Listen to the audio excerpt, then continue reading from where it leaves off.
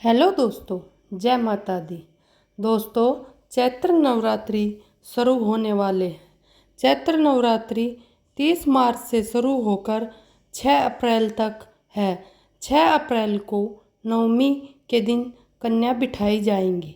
दोस्तों, आज की इस वीडियो में हम बताएंगे कि नवरात्रि में माँ दुर्गा की प्रतिमा के पास जो मिट्टी के प्याले में जवारे बोए जाते हैं उनका क्या लाभ होता है और ये क्या शुभ और अशुभ संकेत देते हैं।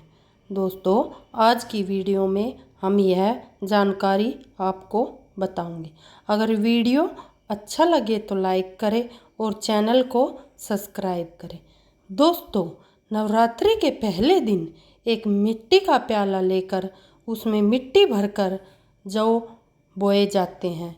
इन जौ को बोने के बाद हर रोज़ पूजा करके इनमें पानी डाला जाता है और पूरे नवरात्रे इनमें पानी डाला जाता है अच्छे से। तो बोए गए जौ कई 7 संकेत देते हैं। यदि जौ का रंग सफ़ेद या हरा हो जाता है तो यह शुभ संकेत माना जाता है। जौ का एक दिन में अंकुरित और विकसित होना समृद्धि और खुशियों का प्रतीक माना जाता है। पीले रंग के जौ उगते हैं तो माना जाता है कि जल्द ही घर में खुशियां दस्तक देने वाली है। नवरात्रि के बाद कुछ जौ को अपनी तिजोरी या पर्स में रखें। इस उपाय से धन लाभ के योग बनते हैं। इस प्रकार दोस्तों, इन उगे हुए ज्वारों का बहुत अधिक महत्व होता है। आज की इस वीडियो में हम बताएंगे कि उगे हुए ज्वारों का क्या करना चाहिए और क्या नहीं करना चाहिए।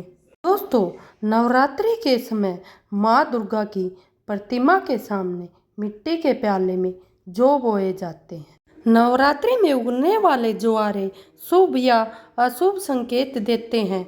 तो चलिए जानते हैं इन संकेतों के बारे में और नवरात्रि पूरे होने के बाद इनका क्या करें। इससे पहले माता रानी के सभी भक्त चैनल को सब्सक्राइब कर ले।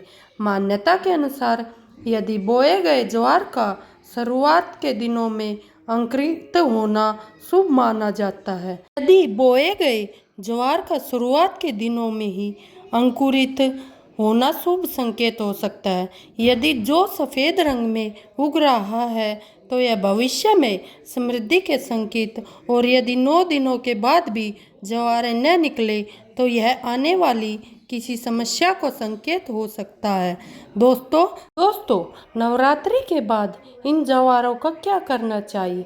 इनको प्याले से निकालकर इनके कुछ पौधे हमें अपने धन या तिजोरी में रखने चाहिए और कुछ पौधे हमें अपने पर्स या तिजोरी के स्थान पर रखना चाहिए और बाकी बचे हुए ज्वारों को किसी गंगा नदी में प्रवाहित कर देना चाहिए। इस प्रकार दोस्तों, नवरात्रि के दिन में बोए जाने वाले इन ज्वारों का विशेष महत्व होता है। ये ज्वारे हमारे जीवन में आने वाली खुशियों का प्रतीक माना जाता है। अगर ज्वारे हमारे बहुत अच्छे उगते हैं तो इससे माता रानी खुश होकर हमें आशीर्वाद देती है और हमारे जीवन में खुशियाँ भर देती है। इसलिए इन ज्वारों का हमारे नवरात्रि के व्रत में बोना बहुत अधिक महत्वपूर्ण है।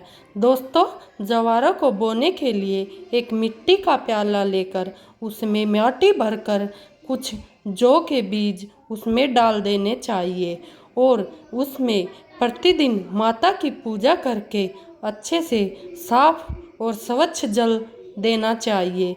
जिस प्रकार दोस्तों आप पानी डालोगे उसी प्रकार धीरे धीरे ये जौ बढ़ते जाएंगे। इन जौओं का रंग आपके जीवन में खुशहाली लाता है और जीवन की सारी कठिनाइयों को दूर करता है। यदि ज्वारों का रंग हरा और सफ़ेद होता है तो आपके जीवन में खुशहाली आने वाली होती है। यदि ज्वारों का रंग पीला या हरा होता है तो आपके जीवन में सुख समृद्धि और धन की बौछार होने वाली है। दोस्तों, नवरात्रि में बोए जाने वाले इन जवारों का विशेष महत्व होता है।